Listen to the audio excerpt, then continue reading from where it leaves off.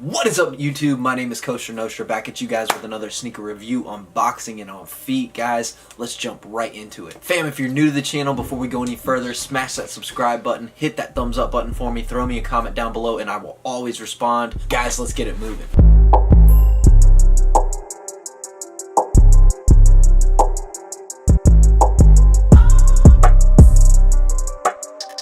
In a size 11, fam, Yeezy Boost 350 V2. The colorway is static. These are, of course, the Yeezy 350 V2 statics, not the static reflectives, just the static colorway, the more GR release colorway out of the two. But these things are pretty dope in my opinion. Let's check these joints out, guys. There they are in hand. The Yeezy Boost 350 V2 in the static colorway. When you look at the actual patterns on this joint, it looks like something crazy that came out of like an 80s printer or something like that. Adidas is sort of showing off, I feel like, with some of the things they're able to do with this Primeknit, some of the technology. I honestly feel like every stitch imaginable, every direction, every cross stitch, everything that they're able to do, they've thrown it into the sneaker somewhere in terms of the stitching with the Primeknit. So across the whole shoe, you've got hits of white stitching, and then to contrast that, you've got a bunch of hits of cool gray, which I think actually worked. It blends quite nicely. When you're far away from the shoe, it kind of creates sort of a different contrast. When you're right up on top of the shoe, you can actually see some of the stitching and stuff. And then, as I said before, something finally a little bit different with these 350 V2s. We don't have a solid colorway. We don't have a solid colorway with that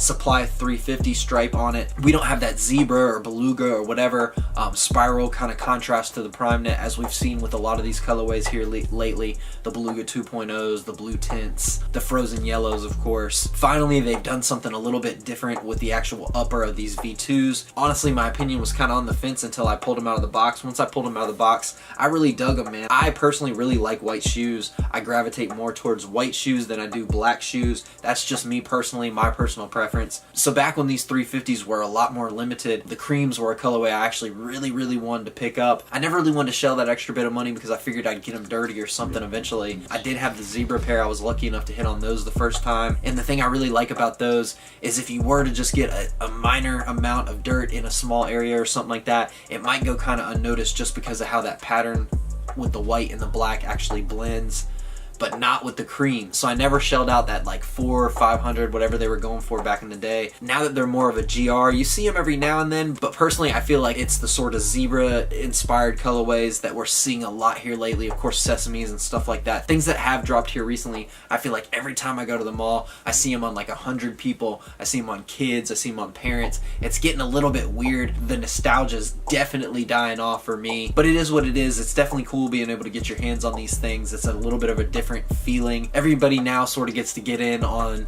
the feeling of picking up your first Yeezy. I remember the first time I was able to pick up mine and the feeling of rocking it and, you know, turning heads and stuff like that, man. People definitely knew what they were, but it wasn't the kind of thing that everybody had them at that point. You know, they were still fairly limited. Nowadays, everybody's sort of getting in on the wave, and it's funny to see people's reactions, whether it's older people or kids or whatever, just to see if once they actually try the shoe on, if it's the sneaker for them or not. The last thing I'll touch on is where they did have the 350 stripe on the shoe before. It's actually replaced by an area that's translucent, so in the front and the back areas of the shoe, you can see the actual underlying materials and layers of the shoe. In the middle of the shoe, you'll sort of be able to see through it and be able to see your foot or your sock, whatever you're rocking under there. It's going to actually stand out through the sneaker itself. I honestly feel like transparency and the color sail have really been the wave for 2018, and this shoe features one of those things, which is, of course, that transparent window on the side. What do you guys think about these? Did you pick them up? Are you feeling this different direction for the 350s? Are you not feeling them? So far, it seems like the general consensus is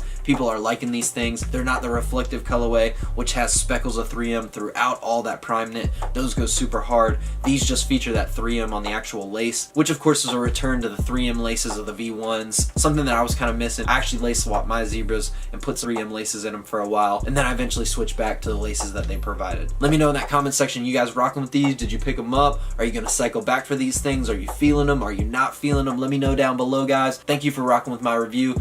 Let's check these joints out on feet, guys. Stay blessed, fam. Much love. Peace.